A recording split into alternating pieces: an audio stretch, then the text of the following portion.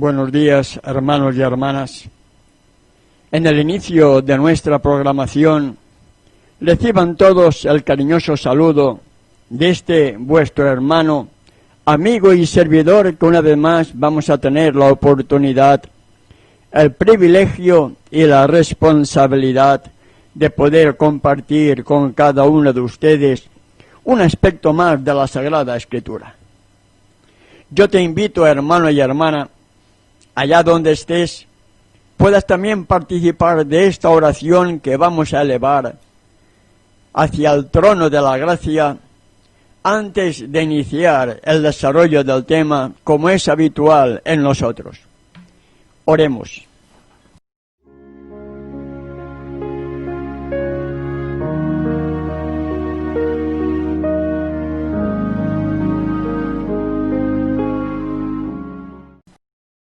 Amante Padre Celestial, a través de tu Hijo amado acudimos a tu trono de la gracia, suplicándote la presencia de tu Espíritu para que tú nos des discernimiento para poder desarrollar esta reflexión y que sea realmente de bendición para todos y cada uno de nosotros. En el nombre de tu amado Hijo te lo pedimos y te damos las gracias. Amén. Amén.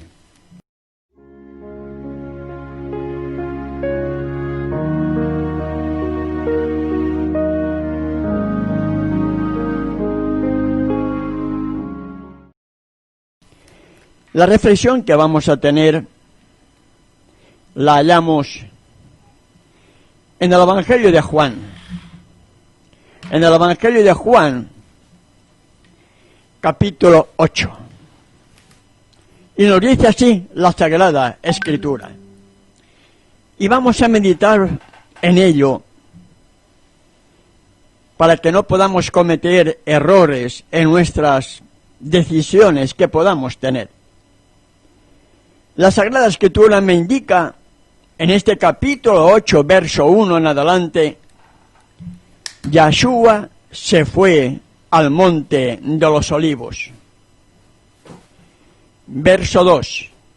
Y por la mañana volvió al templo, y todo el pueblo vino a él, y sentado él les enseñaba. Entonces los escribas y los fariseos le trajeron una mujer sorprendida en adulterio, y poniéndola en medio le dijeron: Maestro, esta mujer ha sido sorprendida en el acto mismo de adulterio, y en la ley nos mandó Moisés apedrear a tales mujeres. Tú, pues, ¿qué dices?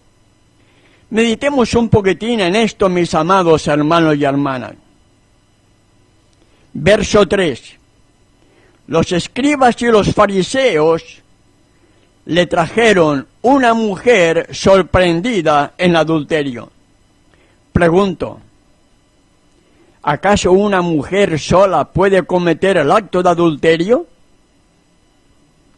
¿O un hombre solo puede cometer acto de adulterio?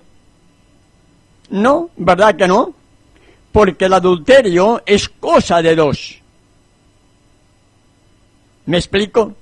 El adulterio es cosa de dos. Pero estos escribas y fariseos, que en las buenas nuevas de Mateo dice que eran sepulcros blanqueados, hipócritas, trajeron a una mujer con la vergüenza que debería sentir la misma mujer, ser presentada en público, condenándola porque había sido sorprendida en adulterio. La pusieron en medio del templo y le dijeron: esta mujer ha sido sorprendida en el acto mismo de adulterio. ¿Cómo sabían ellos que estaba adulterando esa mujer? ¿Cómo lo sabían? Si el adulterio es cosa de dos, y nadie dice nada a nadie, nadie puede saber que uno está cometiendo adulterio. Pero cuando alguien dice algo, yo voy a tener relaciones carnales con fulanita o con menganito, estás dando ya pie para que otros puedan saber cuál es la actitud que tú vas a tomar. Y en este caso, no sé, la Escritura no me lo indica, pero sí que me revela que alguien sabía lo que estaba sucediendo. Pero en lugar de llevarle a los dos al maestro de Galilea, llevan tan solamente a la mujer, y me imagino que tremendamente avergonzada, al ser presentada delante del templo, delante de la multitud, delante del maestro, diciéndole: esta mujer ha sido sorprendida en el acto mismo de adulterio. Y repito, para que hagamos hincapié, ¿cómo sabían ellos que estaba adulterando? ¿Cómo lo sabían? ¿Acaso usted sabe cuándo uno puede estar adulterando con otro? No lo sabe, ¿verdad? Pero si alguien le insinúa algo, si alguien le dice, entonces usted puede pensar que efectivamente están cometiendo adulterio. Y en el verso 5, y en la ley nos mandó Moisés apedrear a tales mujeres. Tú, pues, ¿qué dices? Mis amados hermanos y hermanas, los escribas y los fariseos eran bien hipócritas, eran farsantes, eran sepulcros blanqueados, presumían y no hacían nada. Presumían conocer, pero solamente presumían de conocer aquello que a ellos personalmente les podía interesar.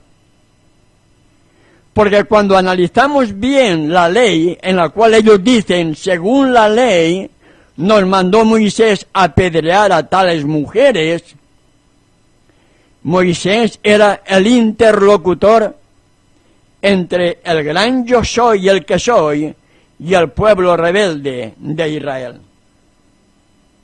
Y cuando analizamos esas leyes, esa ley que tiene que ver directamente con el adulterio, hallamos algo muy distinto a lo que estaban enseñando los escribas y los fariseos. Allí, en el capítulo 20 del libro de Levítico, nos dice el verso 10, si un hombre cometiere adulterio con la mujer de su prójimo, el adúltero y la adúltera indefectiblemente serán muertos. Pregunto para reflexionar, hermano y hermana, ¿a cuántos tenían que haber llevado los escribas y los fariseos al maestro de Galilea, indicándole que estaban cometiendo adulterio? ¿Solamente a la mujer? ¿O al varón que mediante ella estaban los dos cometiendo adulterio? La Escritura no me indica si una o él estaban casados, pero es evidente que uno de los dos estaban casados. Por lo tanto, el adulterio es cosa de dos. Lo que uno haga personalmente con su cuerpo individual es cosa de uno. No es fornicación, no es adulterio, es otra cosa. Pero en este caso, a esta mujer avergonzada como debería de estar, estos fariseos y escribas sin escrúpulo, sin amor, sin misericordia, sin compasión, la llevaron en público al maestro de Galilea diciéndole, esta mujer ha sido sorprendida en el acto mismo de adulterio. Y en la ley de Moisés nos mandó apedrear a tales mujeres. Yo pienso en este episodio, hermano y hermana, que estamos meditando ahora. aquellos escribas y fariseos pecadores igual que la mujer, o yo diría quizá más pecadores que la mujer, porque eran dirigentes del pueblo, y como dirigentes del pueblo debieran tener una vida intachable para poder ser un ejemplo vivo ante el pueblo. En lugar de tener compasión hacia aquella persona que estaba totalmente avergonzada, porque había sido sorprendida en el mismo acto de adulterio, yo puedo llegar a pensar que entre esos que le acusaban estaría el autor del adulterio, porque si no, nadie sabe qué es lo que estaba haciendo esa mujer. Se la presentan al maestro de Galilea, diciéndole: y en la ley nos mandó Moisés apedrear a tales mujeres. Tú, pues, ¿qué dices? Mas esto decían tentándole para poder acusarle. Pero Yeshua, inclinado hacia el suelo, escribía en tierra con el dedo. El maestro de Galilea nos sigue diciendo, como insistieron en preguntarle, se enderezó. Mas esto decían tentándole para poder acusarle, pero Yeshua, inclinado hacia el suelo, escribía en tierra con el dedo. Yo me imagino, hermano y hermana, a ese hombre, al hijo de Elohim, al maestro de Galilea, un ser lleno de amor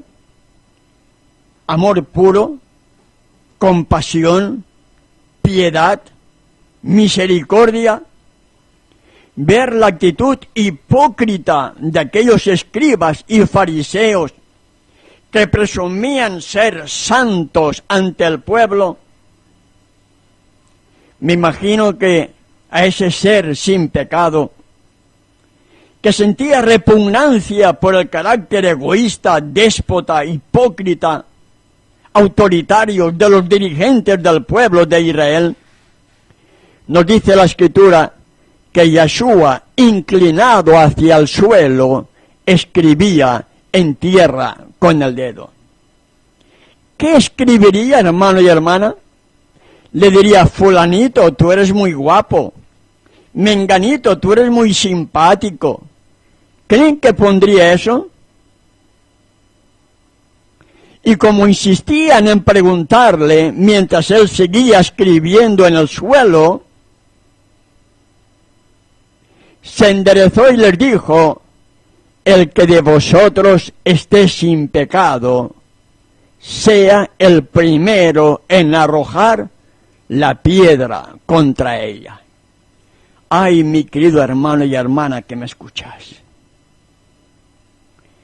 Sin embargo, mientras Yeshua seguía escribiendo,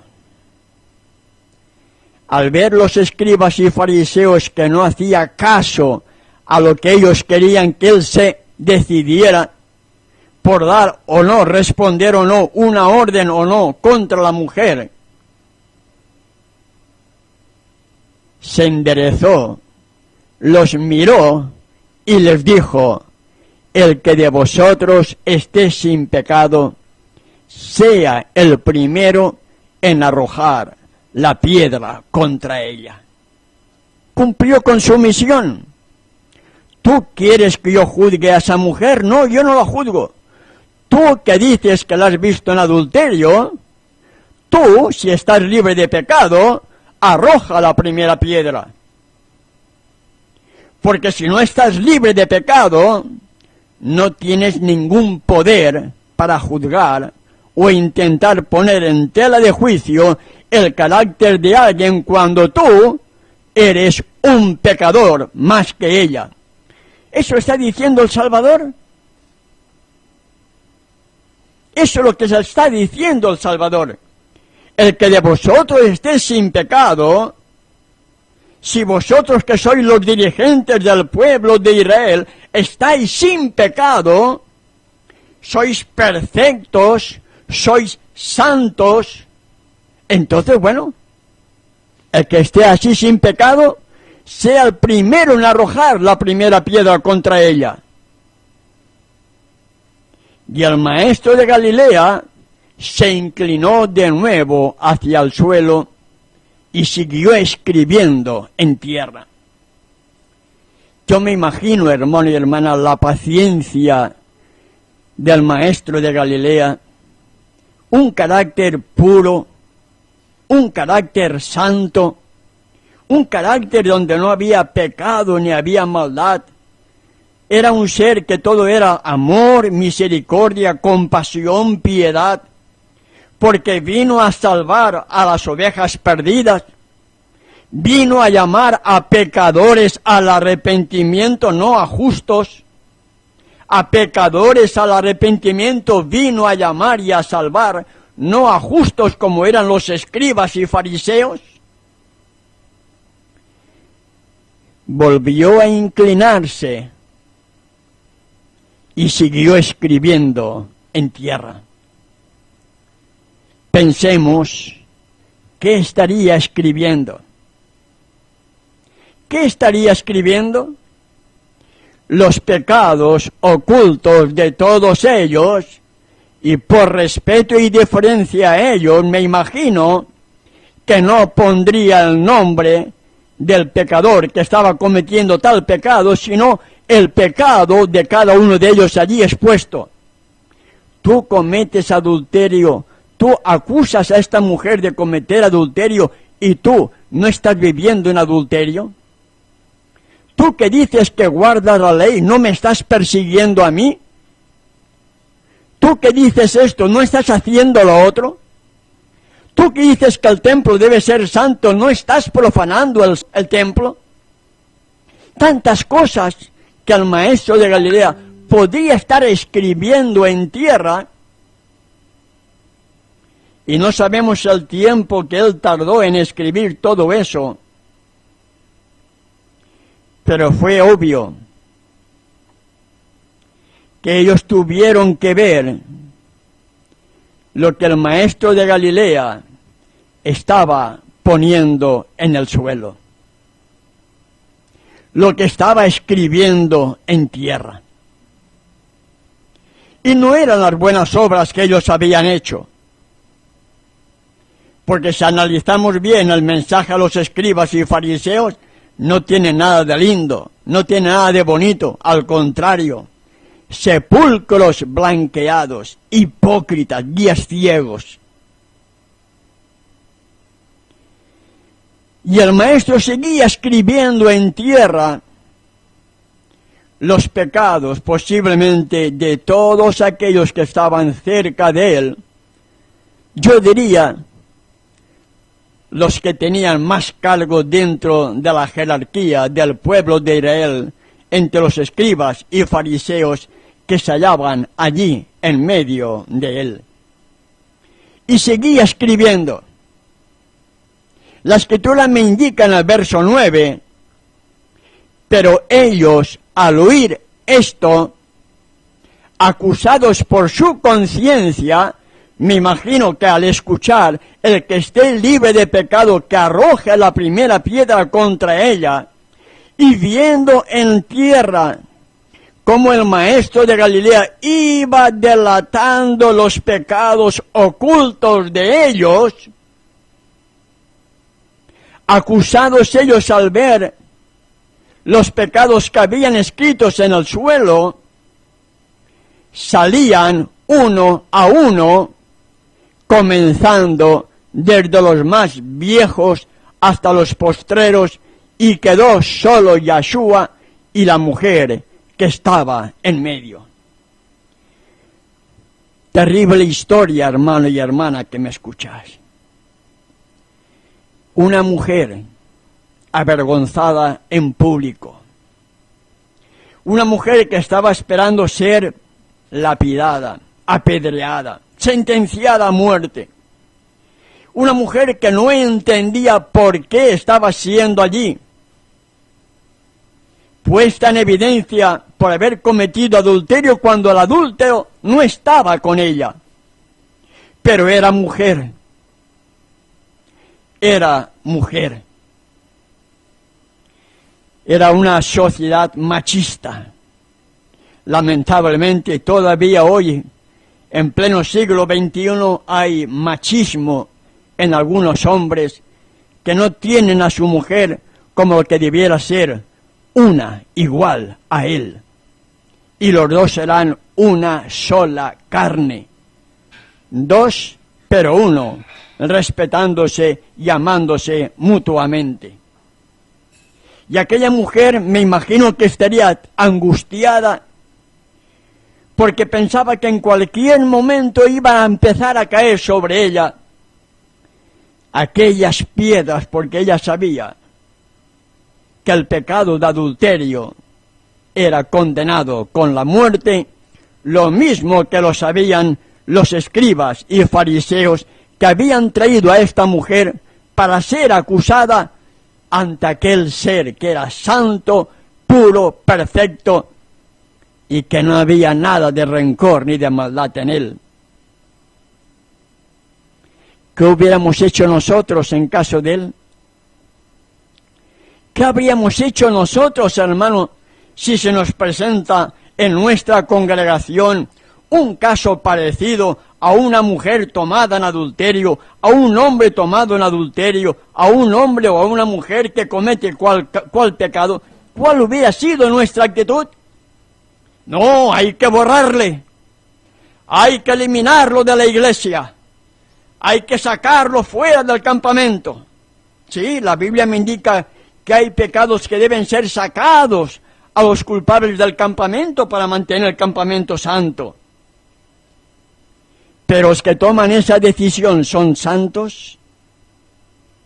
¿O son como la persona en pecado? Y eso es lo que marca la diferencia, hermano y hermana. El único que no la condenó era aquel ser que no tenía pecado.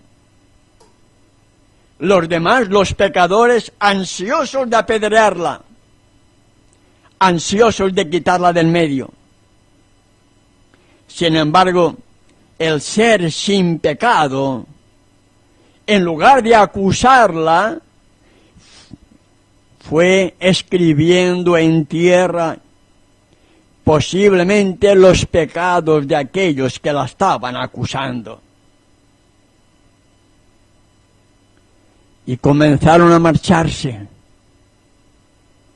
desde los más viejos hasta los jóvenes, y quedó solo Yeshua y la mujer que estaba en medio. Mi amado hermano y hermana que me escuchas, cuando uno estudia la Sagrada Escritura, nos damos cuenta la gran diferencia que hay entre un carácter de una persona renovada, de una persona restaurada, a una persona que todavía sigue con su viejo mundo a cuestas. Todos somos pecadores, todos. Como Yeshua, el que esté libre de pecado, que tire la primera piedra. Yo nunca tiraría la primera piedra contra nadie, hermano y hermana. Porque la Escritura me indica los pasos que hay que seguir para intentar que el pecador deje la carga de su pecado que estuviera cometiendo. Pero para yo poder ir a aconsejar a alguien, mi vida debe ser santa. Mi vida debe ser intachable, para que nadie me pueda decir, ¿y tú qué vienes a decirme a mí? Mira tú, te llevas mal con tu mujer, le pegas a tu mujer, le gritas a tu marido, maltratas a tus hijos. Me explico, hermano y hermana, me hago entender. El que esté libre de pecado, que tire la primera piedra.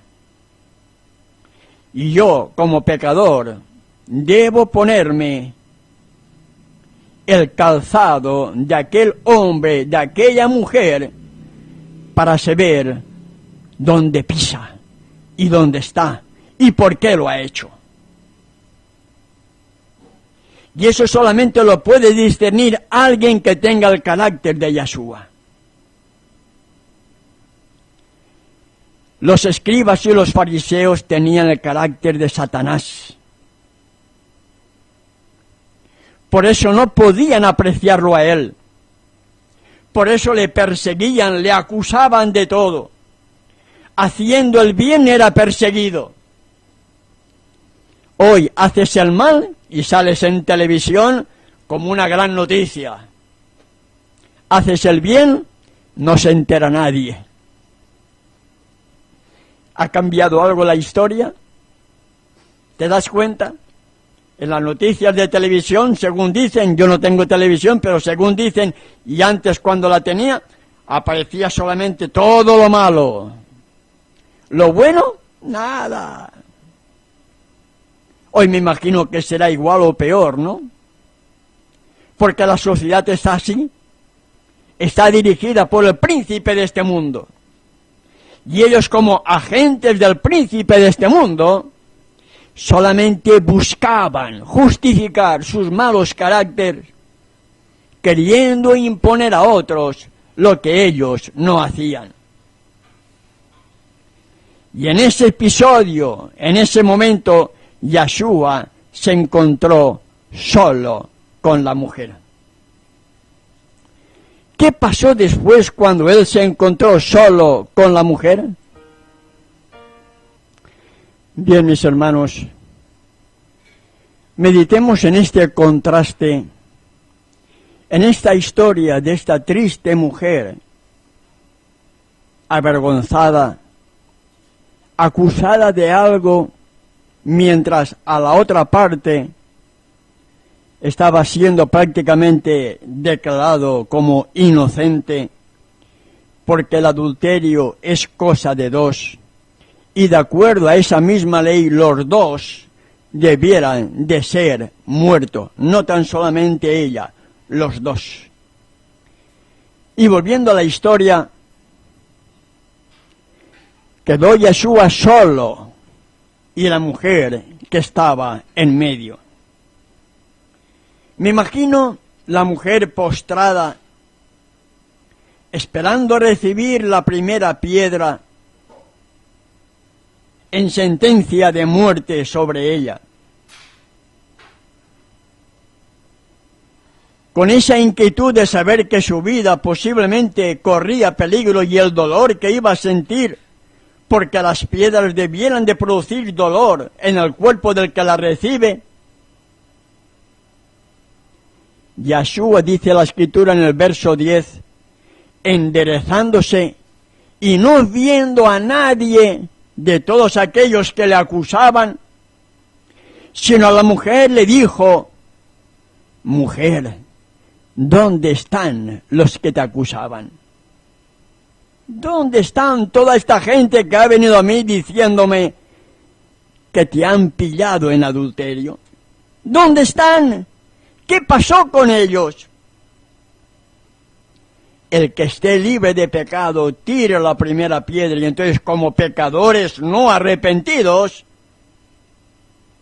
cada uno tomó su camino, abandonando a esa mujer que querían que fuera apedreada. Dejaron a esa mujer sola con el maestro de Galilea. Y allí se encuentra ese ser lleno de amor, de piedad, de compasión, de ternura, con un rostro de una mujer que está pidiendo perdón para no ser apedreada. No sé si hemos llegado a meditar en esta historia, hermano y hermana. ¿Dónde están los que te acusaban? ¿Dónde está toda esta gente que te ha traído a mí, acusándote de haber estado cometiendo en adulterio? ¿Dónde están? ¿Dónde están esos que te acusaban? Eran más pecadores que ella, hermano y hermana que me escucháis. eran más pecadores que ella. Porque como dirigentes del pueblo de Israel, debieran ser hombres intachables, con buen carácter, en todos los sentidos, conocedores de la ley, viviendo de acuerdo a la ley, defendiendo a la ley. Por eso eran dirigentes del pueblo. Pero ante la pregunta, el que esté libre de pecado, tire la primera piedra. Y viendo los pecados que ellos tenían ocultos, comenzaron a alejarse todos y se quedó el maestro de Galilea solo enfrente con aquella mujer. ¿Dónde están los que te acusaban? Ninguno te condenó. Ella dijo, ninguno, maestro. El hombre no tiene ninguna facultad para juzgar, hermano y hermana. El hombre tiene la facultad de ponerse en el calzado del otro para saber por qué ha cometido ese desliz, por qué ha cometido ese pecado. Y como un buen atalaya, el atalaya debe vivir en un estado perfecto para poder amonestar al justo cuando el justo se aparta del camino, o al impío para que el impío vuelva a la justicia, como hallamos en Ezequiel capítulo 3, versos 14 en adelante, donde hallamos la misión de los atalayas del pueblo de Israel.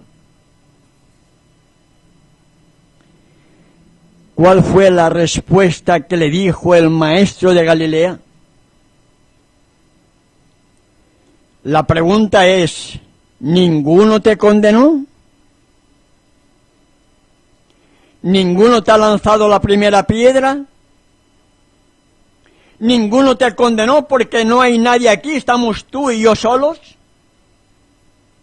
Ella respondió, ninguno, maestro.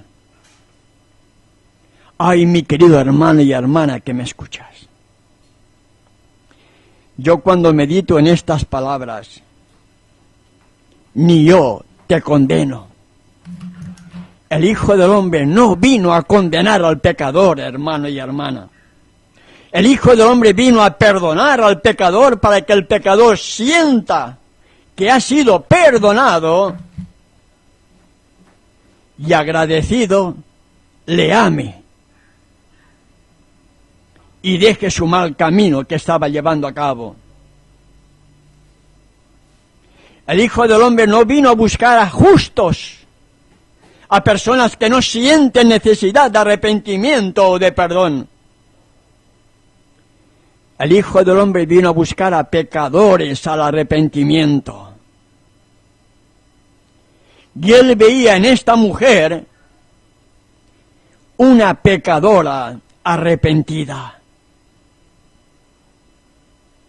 Y eso es lo más hermoso del Evangelio, hermano y hermana. No son palabras bonitas, no, es la realidad. Todos estamos destituidos de la gracia del Creador, todos por causa del pecado. Pero el Hijo del Hombre vino a buscarnos a nosotros en nuestra triste condición pecaminosa, para que sintamos deseos de arrepentirnos. Y el arrepentimiento me tiene que llevar a una fe que, como dice Tiago en el capítulo 2, verso 17, la fe sin obras es muerta. Yo no puedo decir que tengo fe y seguir actuando como los escribas y los fariseos de antaño, porque eso era hipocresía.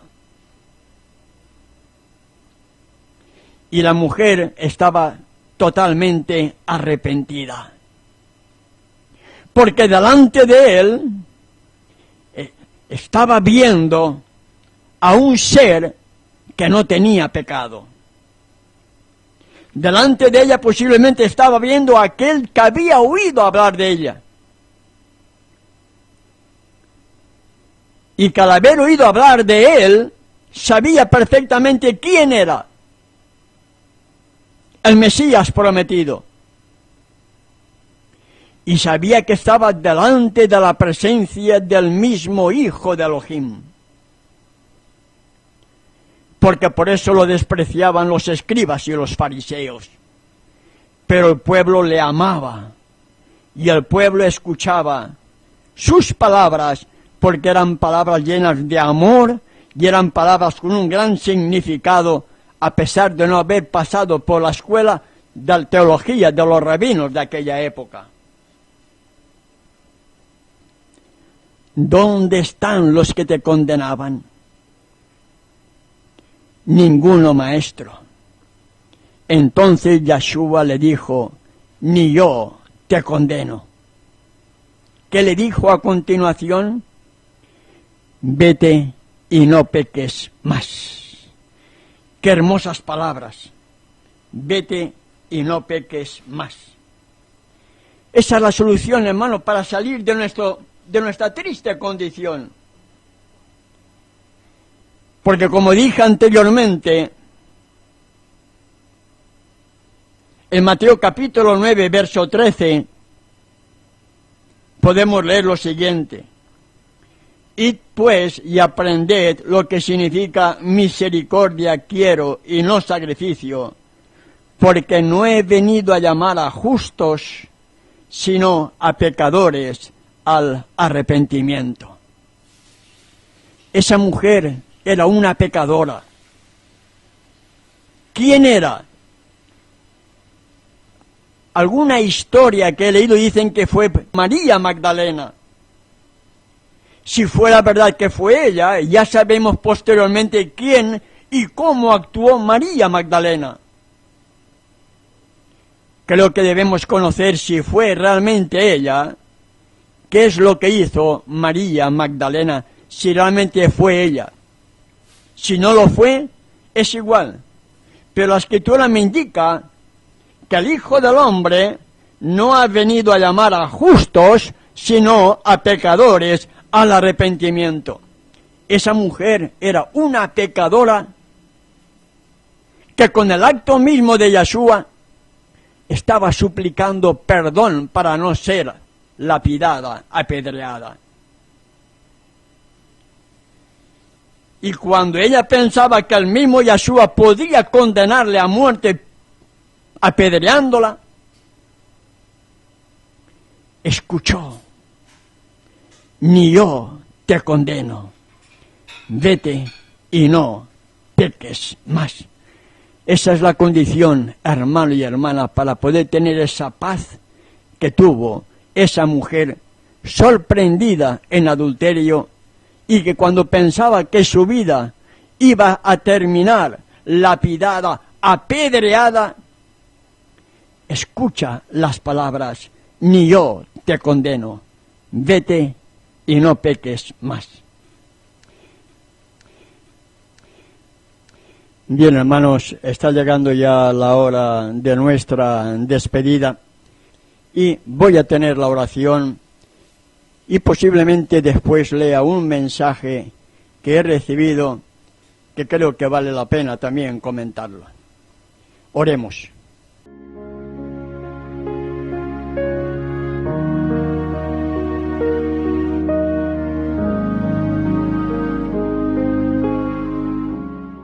Amante Padre Celestial, acudimos una vez más a tu trono de la gracia, agradeciéndote por este privilegio que tú nos das, porque es una responsabilidad el poder presentar tu palabra, deseando, Padre, que, tal como dice también en la misma, que es viva y eficaz, penetre en lo más profundo de cada uno de nosotros y podamos hacer las cosas siempre conforme a tu voluntad, para la honra y la gloria tuya.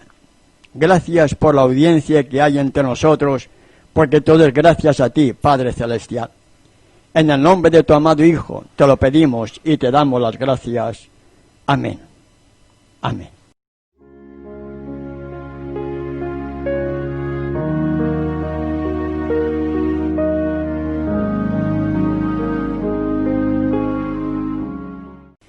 Bien, hermanos, antes de despedirme, quiero compartir un mensaje que he pedido la autorización, por si me permite leerlo. Y la respuesta me dice, claro, hermano, y puede decir mi nombre, si gusta, amado. Gracias, hermano Óscar. Mensaje que he recibido hoy, a las 12:34.